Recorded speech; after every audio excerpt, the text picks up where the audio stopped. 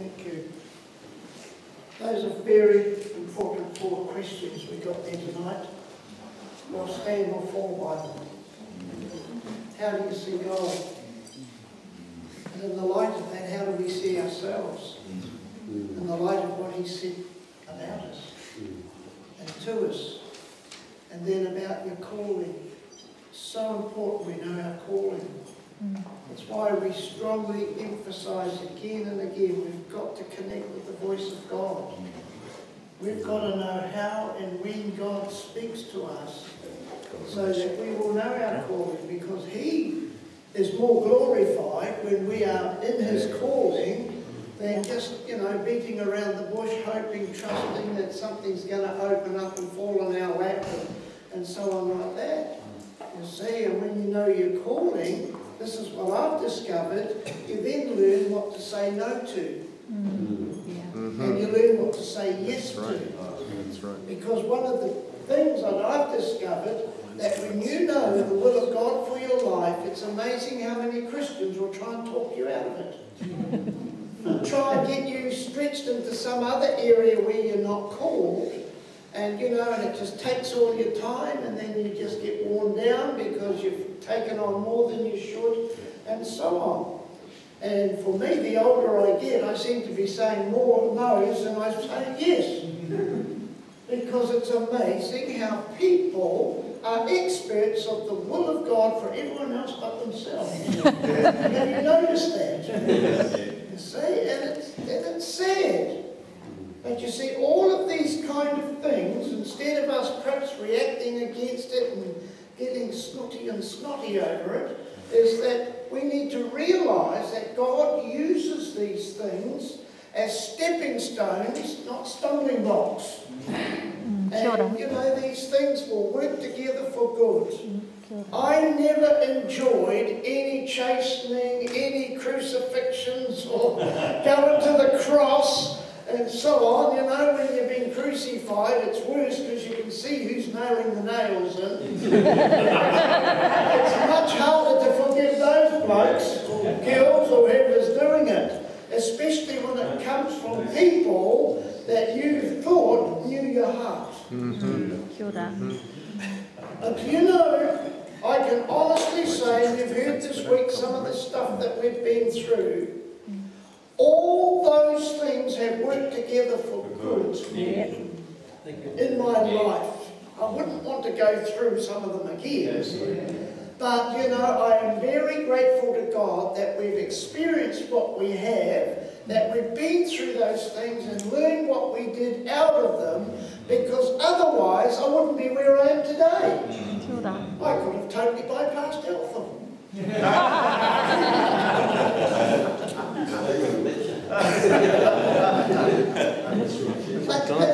But you hear our hearts, you see that, and Len or John mentioned it too. There's nothing more fulfilling or satisfying than being in the centre of God's will and knowing it.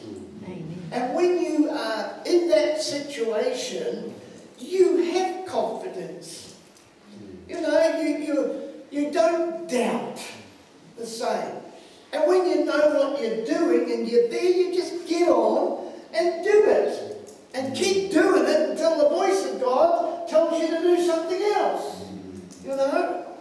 And so on. But around the world today, there are just masses of Christians who are longing to know the will of God. And it concerns me, because to me, a lot of those issues should have been foundational issues in their lives. Instead of wasting years and years of their lives and hoping and praying and so on. I haven't said this publicly before too much, but I'm amazed in New Zealand here, the numbers of people who sort of want to become a part of our ministry and stuff, and I put them in this category, would-be's if they could-be's. They're striving for a position when people will look up to them and they want to do things, but they're not producing anything where they're at. And they're looking for some magic door to open where suddenly it'll be zippity-zap. And they go from all of this striving and stuff, and suddenly they're the next Billy Graham. It doesn't work like that. You know, scriptural principles are, you be faithful in little things, and God will trust you with bigger things. And so many people want the big things without the little things. You hear what I'm saying? Yes. And it's true. You see, and the scriptures talk to us about like this. As Christians, you start off as babies. You know, and you're on the milk bottle and so on like that. But for goodness sake, don't stay there. That's why Fonterra's so big. So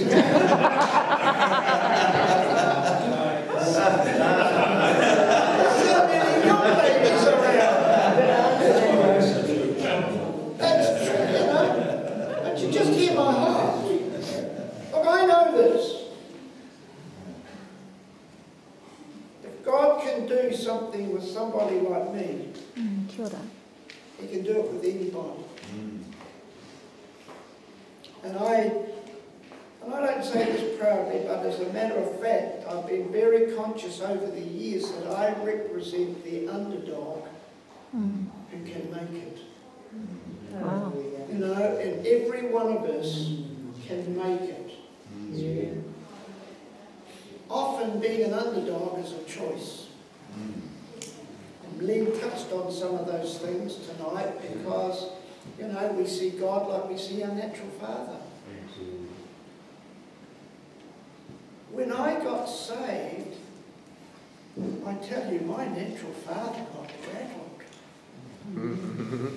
Well, suddenly he discovered, you know, he's setting this farm up for me, and I didn't have any interest in the farm. Now, I was his only son, and he got quite uppity when I said God's calling me to the ministry. And he started to give me some lectures as to what I should do, and so on. And I had to stand quite strong against him at times to guard the call of God in my life. Then it happened that he was the only non-Christian in our family.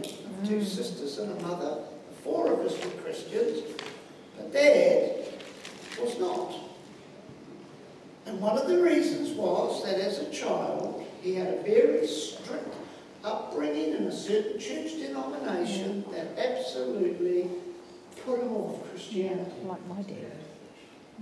And this thing had dogged him all his life. So the family got going, and for 20 years we prayed for my dad. Wow. Then I became a pastor, and things were going on all right for a while. And I took over the church I was saved in, and the previous pastor was my father-in-law. Oh. Now, for all of those years leading up to there, I had heard my mother-in-law praying for revival in the church.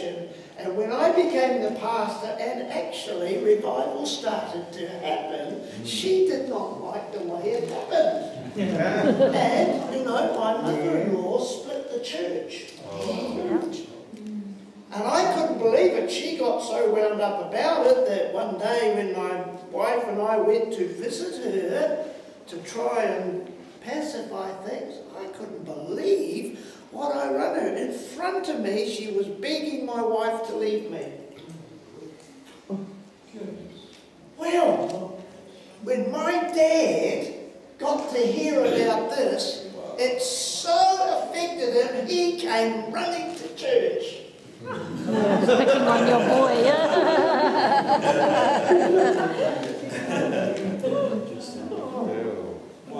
And got saved.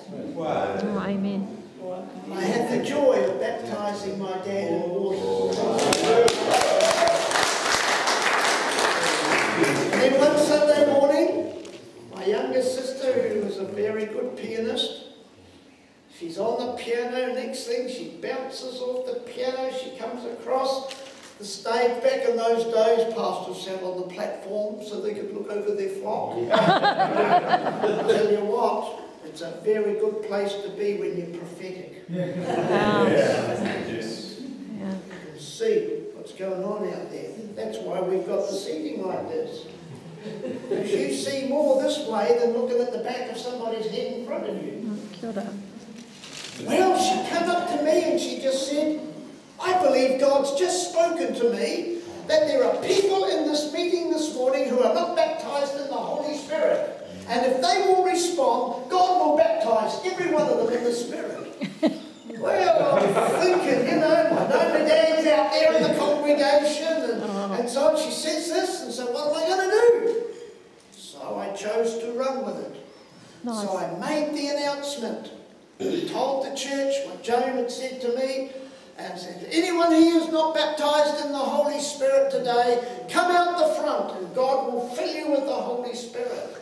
Hallelujah. Silence. I'm standing there. A bit like Leon hoping the rapture would come. The next thing, from halfway down the church, my dad gets up. And he comes walking down the aisle. I see him coming on, walking towards him.